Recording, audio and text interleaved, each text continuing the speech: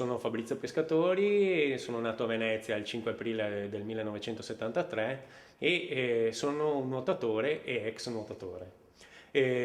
Ho iniziato a nuotare nel 1979 quando facevo la seconda elementare qui alla Mestrina Nuoto, come la maggior parte dei nuotatori degli anni 70-80. Ecco, avevo 7 anni e la mia prima allenatrice è stata la Betty Pusio, che proprio mi ha insegnato i fondamentali del nuoto. C'è da dire però che alla Mestrina Nuoto sono rimasto solo un anno e mezzo, due, perché al momento di passare, no, dalla scuola nuoto all'agonismo, praticamente allora c'era il responsabile del settore agonistico che era Gabriele Salvadori, e dopo un colloquio con i miei genitori mi era stato detto che non ero portato a nuotare. Quindi in realtà potevo darmi tranquillamente un altro sport e quindi potevo andarmene, essere libero di andarmene o in un'altra piscina o fare qualcos'altro. E allora decisi insieme a mia sorella, anzi forse sono stati i miei genitori più che altro a decidere per me vista l'età, di andare alla Veneziana Nuoto, che all'epoca era Favaro Veneto, alla Rinata Veneziana Nuoto, che come capo allenatore aveva Sergio Moroni, che purtroppo è recentemente scomparso l'anno scorso, e che aveva ripreso da zero l'ex Veneziana Nuoto nata negli anni 20 e trasportata qui a Mestre, e quindi c'era voglia insomma di ritornare a fare nuoto ad alto livello insomma. E insieme a mia sorella ci siamo trasferiti appunto alla Veneziana Nuoto e mi ricordo la prima gara che ho fatto l'ho vinta subito, anzi ne ho vinte due. Quindi sì, per cause di forza maggiore, insomma, ero stato costretto a lasciare la vecchia squadra per quella nuova. E da quel momento lì è nata tutta la mia storia di nuotatore. Ecco. Io sono, diciamo, stato un atleta non dall'altissimo fisico, e quindi palestrato, muscoloso, però ero un grandissimo atleta con grandissima forza di volontà, quindi mi facevo sempre dei grandissimi allenamenti. E devo dire che i primi anni del nuoto giovanile, che poi erano gli anni 80, diciamo non sono mai stato un eccelso nuotatore, ecco, quindi ero sempre stato il fratello di, no? Cioè, di mia sorella, che invece è stata una nuotatrice precoce perché a solo 16 anni aveva vinto già parecchi titoli italiani e in più era stata anche sesta agli europei giovanili, era arrivata in podio, quindi insomma comunque aveva una storia nuotatoria molto, molto importante, e io invece ero il fratello di, insomma, quindi diciamo non ho mai ottenuto grossissimi risultati, anche perché ero un po' oscurato. La prima data importante della mia carriera è stata sicuramente nel 1989, quando a 16 anni sono diventato, diciamo, un nuotatore abbastanza di buon livello. E mi ricordo un campionato italiano assoluto a Genova, che peraltro era il mio primo campionato italiano assoluto, esordito con un 10° posto nei 1500 e con un tempo intorno ai 16 e 20 che mi collocava tra i primi 8 tra i ragazzi degli europei juniores, quindi un tempo abbastanza importante. E da lì invece sono cominciato a diventare un po' più autonomo rispetto a mia sorella, quindi diciamo avevo cominciato insomma la mia rivincita, se mi permettete di dirlo, insomma. Quindi per un periodo poi sono entrato in nazionale giovanile nel 1990, parecchi titoli giovanili, medaglie, e anche in nazionale tutto sommato mi son fatto valere, insomma. Anche in quel periodo lì, sempre in piscina, ho cominciato a avere anche buoni risultati anche a campo internazionale, e di cui tra il 92 e il 93 sono anche arrivato tra i primi 8 in Coppa del Mondo, sempre nel 1500, quindi sempre distanze lunghe, quindi sempre allenamenti pesanti. E diciamo che in quel momento lì era il 1994, quindi quando avevo 20 anni, 21, c'era l'esigenza di diventare o un nuotatore professionista o rimanere un nuotatore, diciamo, di buon livello, però di concludere un po' quello che era l'attività, anche perché il nuoto non era sicuramente il calcio, anzi non lo è neanche ancora adesso, anche se magari qualche soldo si vede in più, e quindi l'unico modo per poter emergere era entrare in un centro sportivo militare. Quindi nel 94, sotto input anche di una persona che è attualmente l'allenatore del team Veneto qui di Mestre Padova, insomma, che è Stefano Rossi, e mi ha detto: ma perché non cominci a fare le gare di fondo anche in acque libere, no? Cioè, visto che tu hai questa predisposizione, sei un uomo che soffre, vai bene. E devo dire che in piscina, insomma, era un po' chiuso perché cominciavano gli anni, no, di Rosolino, Brembilla, quindi in realtà lì ero eh, sicuramente un buon nuotatore, però cioè, loro erano più forti, non c'era niente da fare. E allora ho deciso di intraprendere questa attività che in quegli anni aveva cominciato a prendere molto piede, perché nel 1991 Sergio Cherandini, durante i mondiali in Australia, a Perth nel 91, aveva vinto la prima medaglia del Gran Fondo, del fondo, nella 25 km, e quindi in realtà aveva cominciato un po' a essere visibile la cosa, e aveva vinto la medaglia d'argento. Ed era il 1994 e io quell'anno lì ho cominciato a fare queste gare. La prima gara che ho fatto naturalmente ho vinto. Quindi è stato anche lì, come qualche anno prima, comunque un avvio a questa carriera. E in quell'epoca lì, anche se poi non è molto tempo fa, perché insomma stiamo parlando di metà anni 90, diciamo mi dilettavo un po' in piscina, un po' nelle gare di fondo e gran fondo, e con alterne soddisfazioni, anche se poi alla fine nel nuoto di fondo effettivamente ero più forte, insomma avevo qualche predisposizione maggiore. E quell'anno lì ho finito comunque per vincere la medaglia di bronzo ai campionati italiani assoluti nella distanza di quello che è oggi la 10 km, insomma, che è poi anche la distanza olimpica. L'anno successivo, quindi era il 1995, praticamente sono riuscito a entrare nel centro sportivo dei Carabinieri grazie anche ai risultati che avevo fatto l'estate prima, quindi ero di fatto entrato a essere il nuotatore professionista e da quel momento lì, insomma, ho cominciato ad allenarmi anche in modo più intenso, però senza neanche smettere di studiare, perché io comunque ho sempre studiato e alla fine è arrivata anche la laurea, molto tardi, però è arrivata. E quindi ovviamente avendo più tempo, anche perché finite le superiori, che magari mi davano un po' più di impiccio negli allenamenti, no? Perché comunque ci si allenava per forza prima alle 6:30 del mattino per andare dopo a scuola e poi tornavi, dovevi studiare alla sera di nuovo ad allenamento, insomma c'è una vita molto intensa. Sicuramente l'università dove ti gestisci meglio, e poi anche grazie ad avere la sicurezza economica del centro sportivo dei Carabinieri, che non finirò mai di ringraziarli, e ovviamente ho cominciato ad avere i risultati maggiori. Infatti nel 95 vinco il mio primo titolo e unico anche, titolo italiano assoluto, nella 10 km sempre. E la gara è stata fatta a Gaeta e lì devo dire che ho dominato proprio, e quell'anno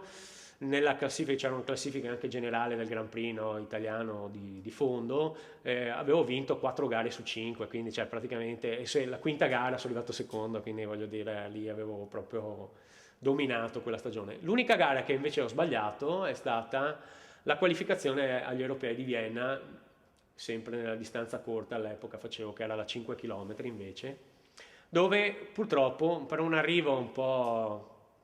po' contestato, diciamo così, perché uno aveva saltato la boa che poi è arrivato prima e l'hanno dato prima lo stesso, un altro mentre stavo arrivando mi ha tirato le gambe e non l'hanno squalificato. Vabbè, di fatto si qualificavano i primi tre e io ero arrivato quarto, quindi ero riserva a casa.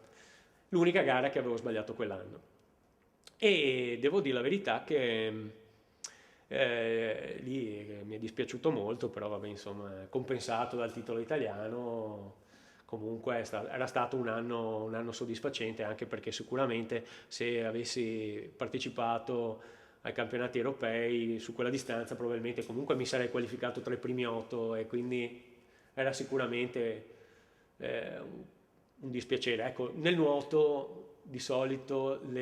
diciamo, le posizioni importanti sono i primi 3 quando ci sono le medaglie, i primi 8 invece quando c'è da fare una classifica più generale, perché i primi 8 sono quelli che di solito arrivano in finale, ecco. E nelle distanze lunghe comunque viene replicato, e anche i primi 8 sono quelli che portano i punteggi e sono quelli che insomma riescono comunque sì, a essere un po' qualificati, ecco, anche se comunque una partecipazione a un campionato europeo, mondiale, Olimpiadi è sempre importante, ecco. A fine anni 95 invece, dopo tutti questi bei successi, tranne questo, insomma, mi sono fatto male a una spalla e lì purtroppo nel 95 mi ricordo ancora fine anno, verso ottobre-novembre del 95, purtroppo andai dal dottor Bonivento a Trieste e mi disse che l'unico modo per poter guarire era operarmi la spalla. Ero un po' disperato perché effettivamente, cioè, quando in quegli anni lì la spalla non era le ginocchia e un'operazione del genere poteva essere, nel senso, sì, ti operi, ma non sai se torni come quello di prima, ecco. La verità era quella. Quindi, appoggiato dalla federazione inizialmente, mi operai anche dai carabinieri, insomma, tutto sommato, perché pensate voi, appena entrato dai carabinieri, appena vinto il titolo italiano assoluto, farsi male subito, e non è che nei carabinieri rimani nel centro sportivo se non fai risultati, no, ti mandano a fare servizio normale se dopo un po' non riesci a fare determinati risultati, quindi quell'anno lì ero un po' impanicato. Allora, il 1996 è stato veramente un anno di sofferenza perché mi ricordo la riabilitazione che ho fatto grazie al Francesco Comiso che è qui, che era un ex atleta, anche lui della Mestrina, della Serenissima, che si è messo a fare il fisioterapista e tramite appunto l'equipe di Bonivento, eccetera, eccetera. E sono riuscito a recuperare e pensate ci ho messo 9 mesi a ritornare in acqua facendo dei risultati accettabili. Mi ricordo che ero andato ai campionati italiani di categoria a Roma a fare un 1500 in piscina così per provare. Mi ricordo che il tempo non era stato niente di eccezionale, ma avevo fatto tipo 16,20, però insomma ero arrivato quarto e alla fine comunque mi sono messo a piangere come un bambino perché cioè, ero contento che comunque ero ritornato comunque a gareggiare, insomma sentivo che potevo fare qualcosa, ecco, insomma. Finisco queste gare del 96 che è proprio male, cioè nel senso che comunque ho fatto anche delle gare in mare proprio per provare, ma senza allenamento e dopo 9 mesi di riabilitazione ovviamente non ho ottenuto dei grandissimi risultati, ecco. Però quinto, sesto posto ai campionati italiani assoluti, sempre nella distanza della 10 km, quindi comunque che si sono fatti al lago di Caldonazzo. Non era niente di eccezionale, però insomma comunque sempre rispettabile. E in quell'anno lì decisi di non prendermi vacanze ad agosto, di solito il nuotatore fa la vacanza no, ad agosto quando finisce le gare, gli ultimi 15-20 giorni di agosto, per poi riprendere. Ho detto quest'anno, visto che ho perso quasi un anno, non mi fermo e continuo a nuotare. E in quel momento lì, insomma, doppio allenamento mattina e sera. Pensate che per allenarsi, purtroppo per esigenze anche di nuoto libero, eccetera, quindi orari assurdi per conciliare i doppi allenamenti, cioè tipo, non so, 11 l'una per poi tornare in acqua dalle 5 alle 8, quindi con 3-4 ore di riposo, cose veramente indescrivibili. Diciamo che d'inverno avevo cominciato ad andare di nuovo abbastanza forte e anche in piscina sono andato a fare una tappa di Coppa del Mondo in Italia. E a Imperia avevo fatto un 800 stile libero, che quindi per me era anche una distanza abbastanza veloce, e avevo fatto un 8 minuti e 15 che per me era quasi il mio miglior tempo in assoluto dopo l'operazione, cioè quindi è un tempo che comunque mi aveva collocato tra i primi 12, no? in Coppa del Mondo, che quindi era un risultato abbastanza buono. E mi sono qualificato per i campionati italiani invernali, anche con un discreto tempo, tra i primi 8, anche nei 1500, io che ormai comunque facevo distanze più lunghe, quindi anche lì diciamo con ottimi risultati, perché mi ricordo che avevo fatto 15,49, che comunque era un tempo abbastanza buono, e quindi quegli allenamenti cominciavano a dare i suoi frutti. Invece, finiti i campionati italiani, oblio più totale, cioè nel senso che dopo quella gara avevo cominciato il declino e veramente non ne venivo più fuori. Probabilmente ero andato in iperallenamento, quindi in quel momento lì non riuscivo più a esprimermi al meglio durante le gare. E veramente ero perso, quindi consulta dottori, allenatori, cioè cercavi di tutto per poter trovare la giusta alchimia per poter emergere di nuovo e ritornare a livelli accettabili, insomma. Cioè dopo tanta fatica mi ero visto perso, insomma. E arriva giugno che è il solito periodo dei trials, come si chiamano, diciamo delle qualificazioni, delle gare di prova, delle varie diciamo, manifestazioni importanti, quindi degli europei. Quell'anno c'erano gli europei a Siviglia che si tenevano ad agosto nel 1997. E mi ricordo vado alle selezioni di Bracciano a fare la 5 km, che era una distanza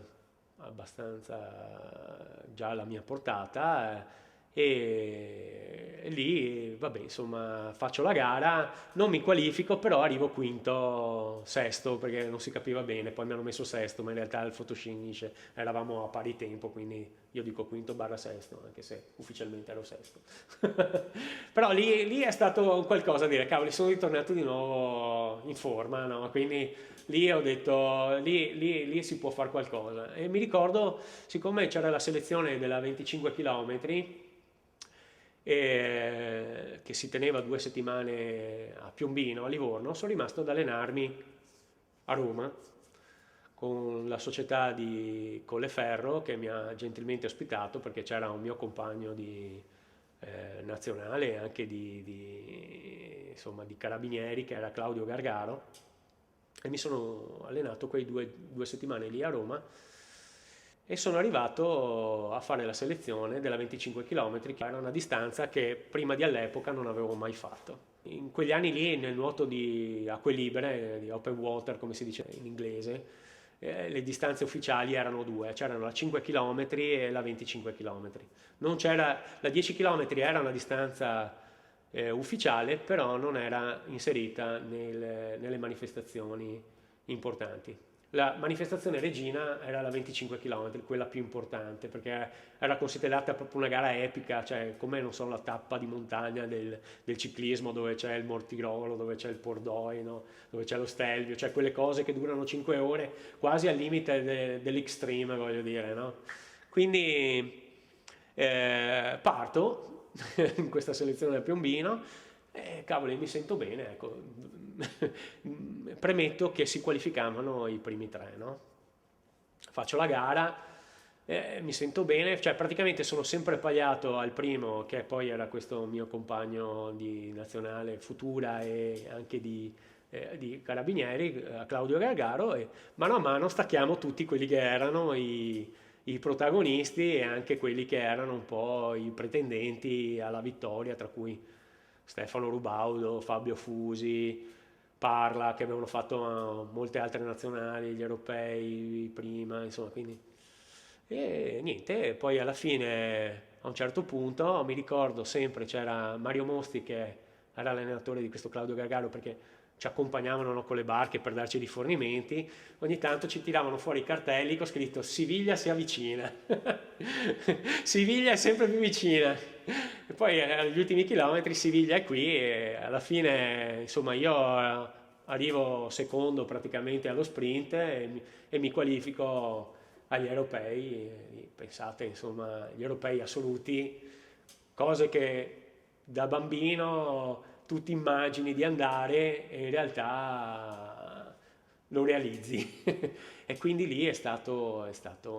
un'emozione pazzesca, cioè voglio dire, dopo tutto quello che è stato fatto, cioè come si dice, mi emoziona anche adesso un po' raccontarlo perché la sofferenza che c'è stata nel riprendere dopo l'infortunio. E poi non ho detto che anche gli allenatori della nazionale dopo non è che credevano tanto nel mio recupero e quindi mi avevano praticamente marginato anche da quello, no? Qualificarsi per gli europei è stata la rivincita della vita e lì è stata veramente l'apoteosi e forse è stata anche, diciamo, la gara più importante della mia vita perché quel momento lì è stata la mia fortuna, cioè senza di quella gara non ci sarebbe stato il dopo, quindi in realtà lì è stato l'inizio di 2 anni più belli della mia vita, ecco. E quindi mi sono qualificato per gli europei, erano a Siviglia nel 1997 con la 25 km e quindi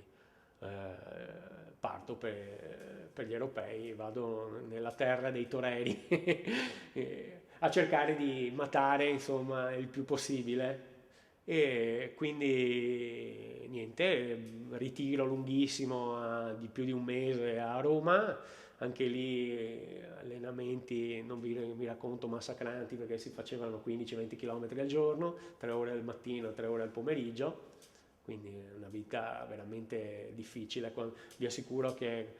arrivi alle 8 di sera, 8 e mezza, che non hai neanche la forza di mangiare, vai a letto perché alle 7 del mattino ti devi svegliare perché alle 8 c'è l'altro allenamento. Quindi veramente una vita impegnativa. E a Siviglia si parte speranzosi, e quindi arriviamo a Siviglia e mi ricordo la prima cosa che mi ha fatto un non so che era stata la cerimonia d'apertura. Cioè anche lì mi è venuto in mente quando ero bambina, dicevo ma cavoli, ma cosa ci faccio qua? Cioè, mi sembra impossibile essere qui insieme, non so, ai vari Rosolino, Brambilla, poi c'erano la nazionale di pallanuoto, no? Quella che aveva vinto le Olimpiadi del 94, insomma c'era i vari Calcaterra, no? Fiorillo, Silipo, tutta questa gente qui. Dicevo, "Beh, ci sono anch'io." E lì è stato bello, ecco. E arriviamo alla gara che è il 17 agosto del 1997. Una delle mie due date importanti sportivamente parlando, perché si parte al mattino alle 8 e mi ricordo che siccome a Siviglia le discoteche chiudono molto tardi, dall'altra parte noi iniziavamo la gara che durava 5 ore, dall'altra parte c'era la discoteca che ancora suonava e la gara mi ricordo era fatta su un circuito di 5 km di ripetere 5 volte sul fiume Guadalquivir che non si vede assolutamente niente, cioè peggio che nuotare in laguna perché quando allunghi il braccio non ti vedevi neanche le punte delle dita, da quanto, cioè giusto per pensare, era un bacino ricavato dal Guadalquivir perché lì facevano le gare di canottaggio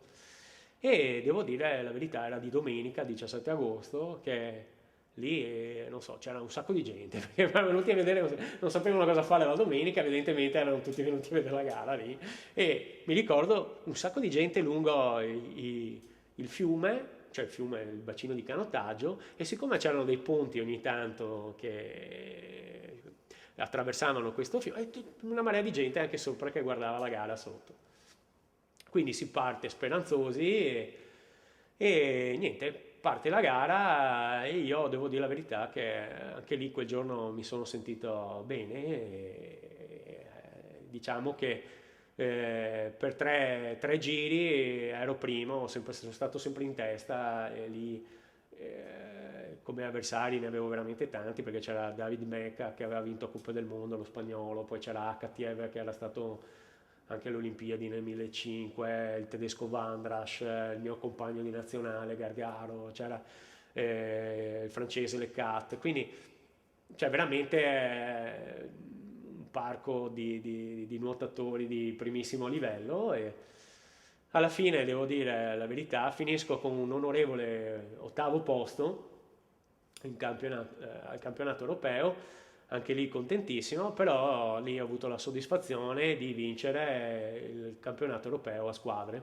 che all'epoca era misto perché era composto da due uomini e due donne,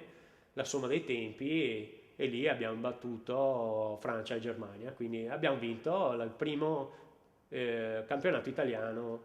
della lunga distanza a squadre. E questo ovviamente è stata una grande soddisfazione, anche perché cioè, non è che nel campo nuotatorio cioè, si vincessero tantissime medaglie, ecco, agli europei, anche se era a squadre, comunque era sicuramente una medaglia importante. E lì avevo coronato un po' diciamo, il sogno di ogni bambino, che comunque di prendere una medaglia, di farla vedere, no, quando torni a casa, di vedere, cavoli, questa è la medaglia degli europei, no? E racconto anche con un aneddoto, perché mi ricordo ero andato a Lido con dei miei amici, senza dirmi niente, perché comunque no, ti facevano vedere per televisione, quindi cominci a essere anche un po' conosciuto. È vero, il nuoto è uno sport minore, però insomma, essendo l'unico veneziano a non essere andato lì agli europei, comunque quando ero tornato, insomma, mi hanno fatto una sorpresa, mi hanno fatto una festa, e lì dopo hanno detto, c'è presente il Pescatori Fabrizio che ha vinto i campionati europei, c'è stato tutto un applauso lì, allora pelle d'oca, cioè non capivo, perché poi alla fine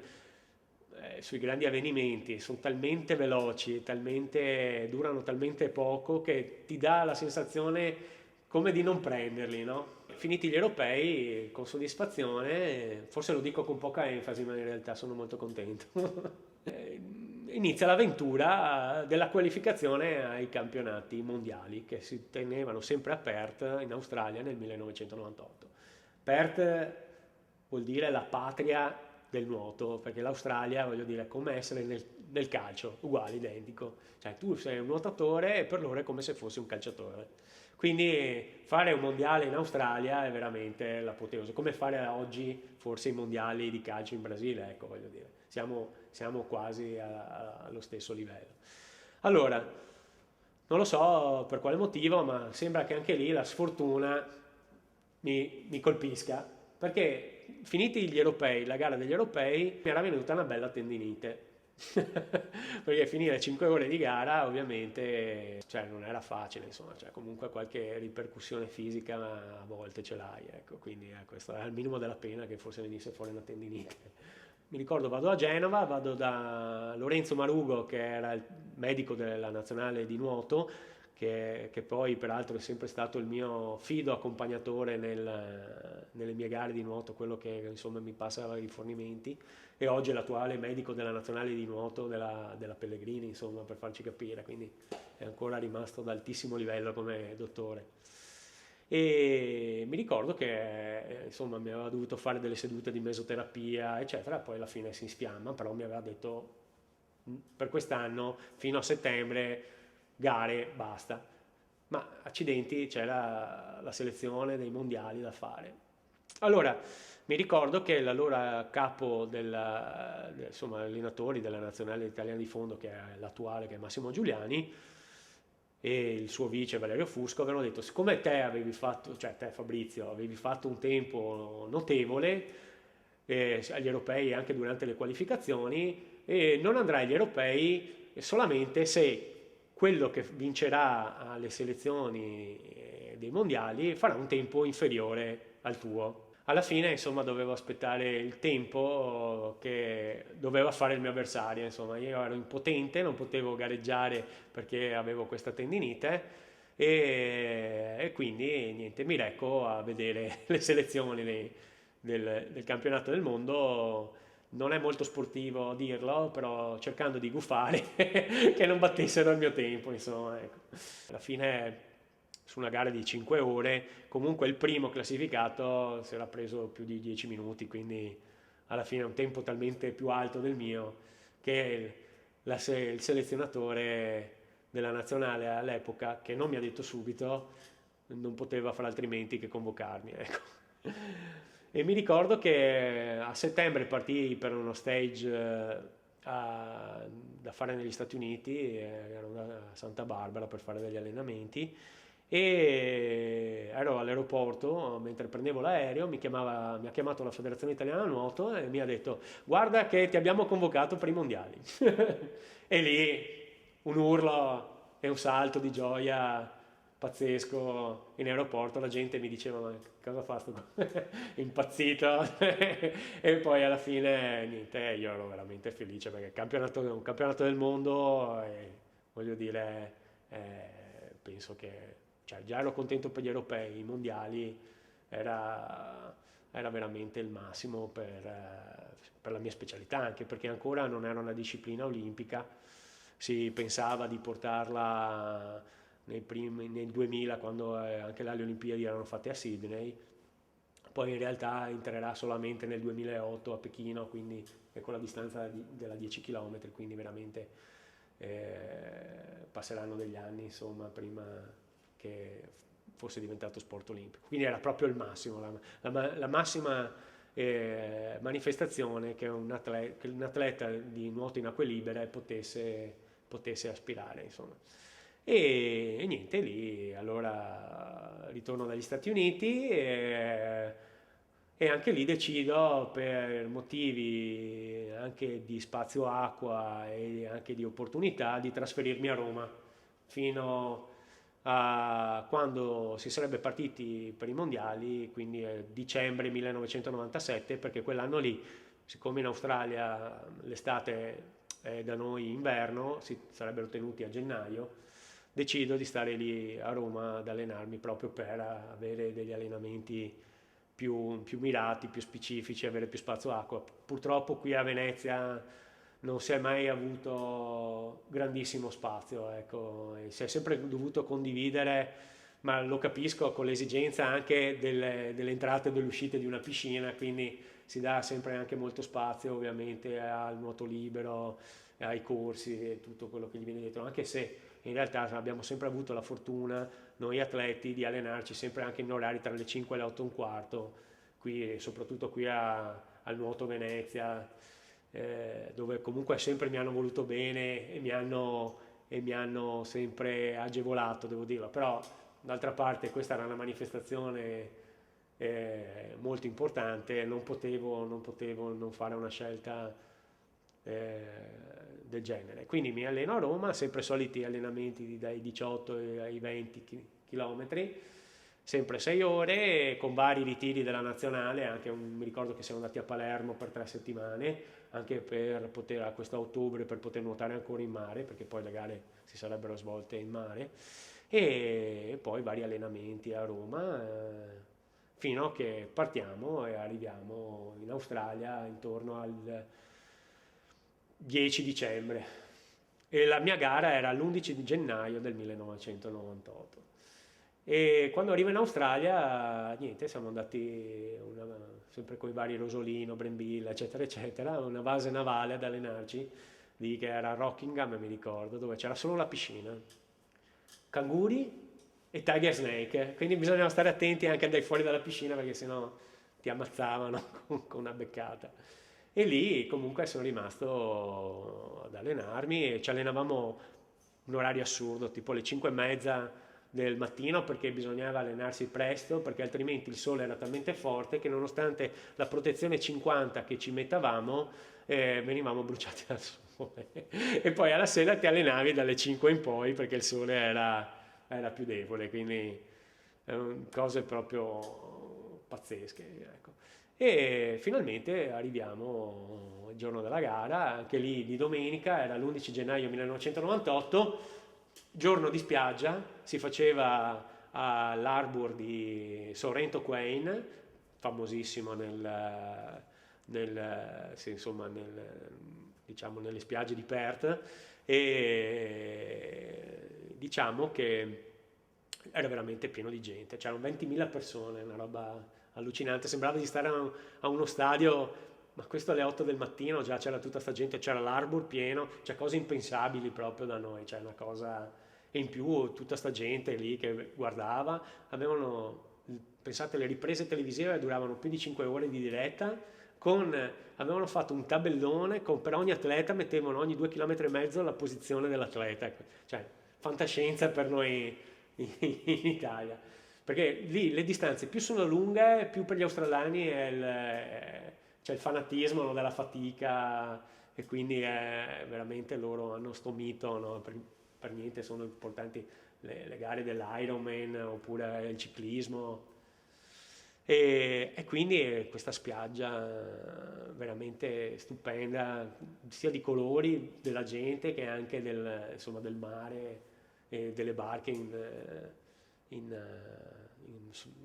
nello sottofondo, insomma, si può dire, nel contesto, insomma. E l'unico problema, insomma, che eh, c'era è che eravamo in Australia, quindi mi ricordo qualche giorno prima tutti quanti ricordavano che potevano esserci gli squali, lo squalo bianco. E mi ricordo che per televisione facevano sempre vedere una scena di uno squalo bianco lì aperto che azzannava una canoa. Quindi ti ricordavano che dicevano che guarda che qui, cioè, oltre alla fatica del nuoto c'era anche l'incognita natura. E allora niente, però non è che il giorno della gara ci pensavamo. Effettivamente gli australiani avevano fatto tutto bene, perché il circuito che era fatto, che però era lungo 12,5 km perché era un'andata e ritorno, e era costellato dalle reti e anche dagli uomini rana che controllavano il percorso, quindi in realtà eravamo sicuri, no, sicuri di più, sicurissimi. Quindi partiamo, e mi ricordo che ci sono ancora delle bellissime immagini della Rai, no, che fanno vedere questa partenza dove sembra quasi una tonnara, no, che partiamo con una velocità assurda, e si vedono queste 50-60 persone che partono e vanno. E devo dire che lì è stata la gara più bella della mia vita, perché alla fine, e anche qui, insomma, qua vinco i mondiali, e lì è stata veramente forse il giorno il giorno più bello della mia vita, ecco. Anche adesso che mentre lo racconto non mi sembra neanche possibile, ecco, quindi e devo dire che quella è stata la prima medaglia in assoluto per la 25 km che l'Italia ha vinto, insomma. E in più anche, diciamo, l'unica medaglia fino all'epoca che un nuotatore veneto e veneziano aveva mai vinto in 100 anni di storia della Federazione Italiana Nuoto. Quindi ho questo primato, avevo questo primato, adesso non mi ricordo se qualcuno ha vinto magari qualche mondiale in vasca corta, eccetera, adesso o in staffetta, non ho ben presente, però insomma comunque rimane ancora una medaglia storica, rimane sicuramente l'unica medaglia che un nuotatore veneziano di città, cioè io di Venezia, perché sono proprio di Lido di Venezia, di Canareggio, ho abitato anche a Mestre, e che insomma ha vinto, ecco. E mi ricordo ancora durante la notte, perché lì c'erano 7 ore di differenza, c'è stato Michele Contessa della Nuova Venezia che mi chiama di notte e mi fa: Fabrizio, hai vinto, cosa hai da dirmi? E io ho detto: niente, che sono le 3 del mattino che gli ho detto, che ti dica. No, sono contentissimo, dopo è stata un'intervista, è stato eccezionale. Poi anche quando sono tornato dall'Australia all'aeroporto, che sono venuti a prendermi genitori, amici, con scritto bentornato campione, cioè sono ancora delle foto bellissime, insomma. Anche lì appena arrivato c'era, non mi ricordo, qualche motoscafista che aspettava lì: posso farmi una foto con te? Cioè, sì, fatela, cioè, che problema. No, nel senso, non ho mai visto una medaglia d'oro ai mondiali, cioè, eccola. Cioè, ma mi sembrava impossibile, perché voglio dire, anche lì, cioè, sono cose che, cioè,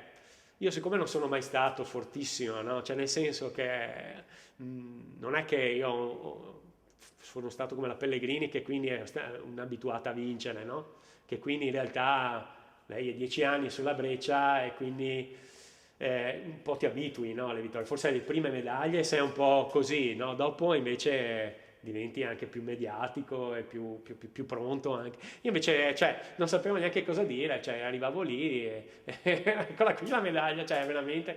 E mi ricordo una volta che comunque frequentavo l'università, dopo 2 settimane io comunque sono andato a frequentare un corso all'università, c'è stato uno che mi ha detto, ma scusami, ma cosa fai qua? Cioè, ma tu ti ho visto in televisione 2 settimane fa e cosa vieni a fare qui all'università? Io ho detto, beh, io studio,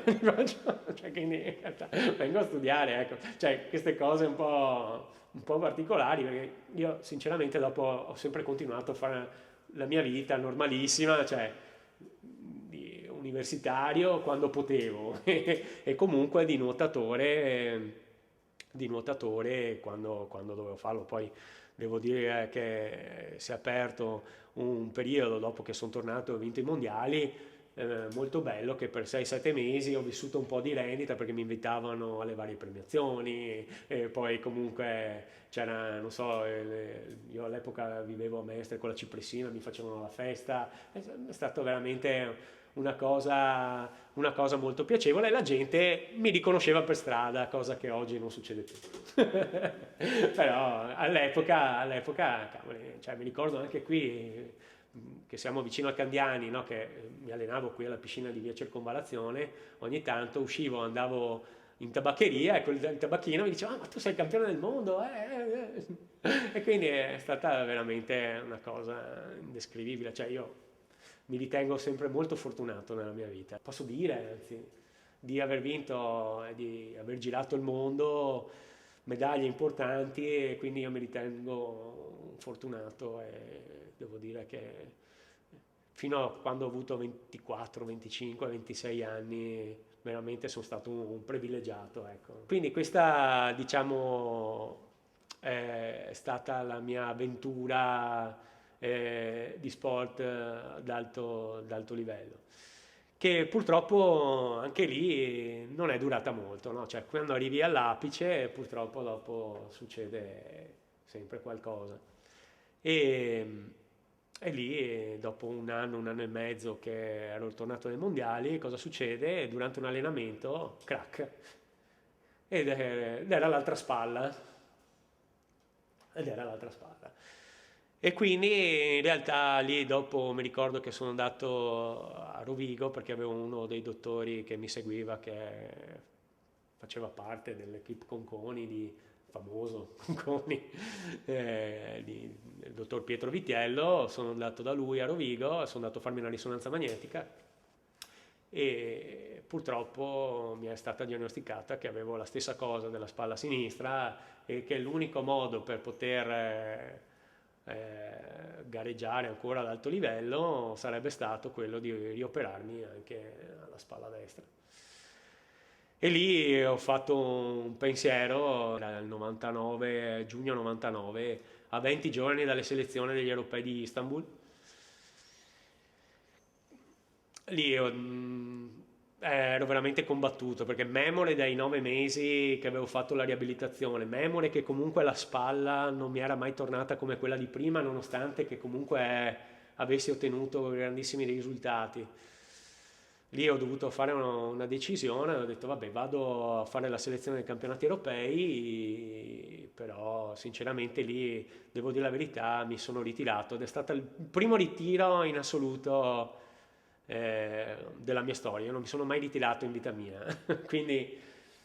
e lì ho sentito che era stato l'inizio della mia fine agonistica. Dopo quella gara lì ho detto va bene, ho le mie soddisfazioni,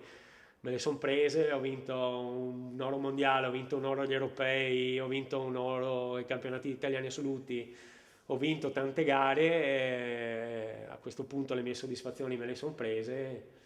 Alla fine ho detto va bene, smetto. Peraltro in quel periodo avevo incontrato la mia futura moglie, quindi in realtà ho detto vabbè, si può anche fare una famiglia, no?